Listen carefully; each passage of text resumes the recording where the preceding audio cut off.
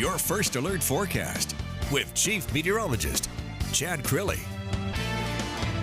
Well, the first day of fall officially now just a few days away, and that means we're starting to see some change across the lower 48 in the trees and in the leaves. This is a look at the current fall foliage map, and the yellow indicating here where there is low color, the orange some moderate color. Obviously the biggest change across the Rocky Mountains and then into parts of upstate New England as well. Here in Alabama, no change at all. Of course, we'll be watching in the coming weeks for a little bit of change. Our weather is going to be all about the heat over the next few days. In fact, summer-like heat is returning. You're going to feel it tomorrow, and especially as we head into the weekend. One thing I want to point out as well is some patchy fog is possible tomorrow morning, sort of like we saw this morning. Those are the two main weather headlines. And then down the road, we will be tracking the tropics. More on that in just a second.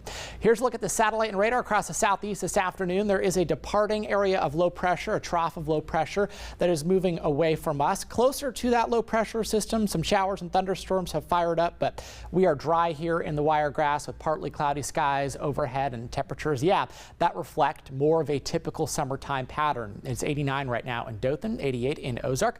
We're sitting at 89 degrees in Enterprise, some 90s too. Right now 90 degrees in Andalusia, sitting right at 90 in Florala. As you step outside for dinner tonight, it is a shorts and t-shirt kind of night. Temperatures hang out in the mid 80s here for the next couple of hours, then we'll drop back into the 70s.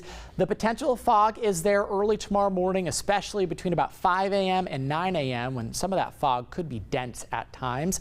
Visibility dropping down to about a quarter mile or less could impact your commute. Otherwise, tomorrow afternoon, high pressure continues to build in, so it's another day of upper 80s and low 90s around.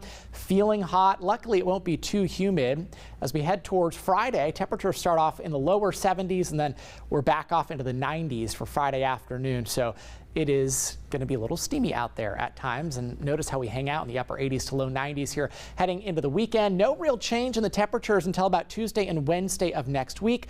That is when cloud cover and maybe some showers associated with what we're tracking in the tropics. Right now, nothing has formed, but there is an area in the Caribbean the National Hurricane Center is monitoring that is a 20% chance of development over the next 7 days. We think a low pressure system could form this weekend, slow development next week into something tropical, and yes, a Gulf storm can't be ruled out. So right now, we can't read very much into the system besides just what we told you. Keep monitoring the forecast, keep checking back. We'll have updates for you. Otherwise, it is sunny and dry for a while here. Temperatures upper 80s to low 90s. We are headed into an incredibly quiet stretch of weather. Overnight temperatures are going to be in the upper 60s to low 70s. There's the first day of fall.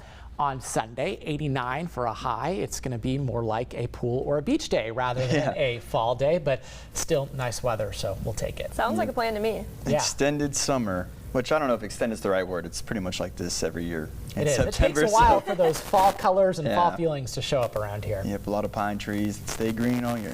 Yep. Well, coming up next, a local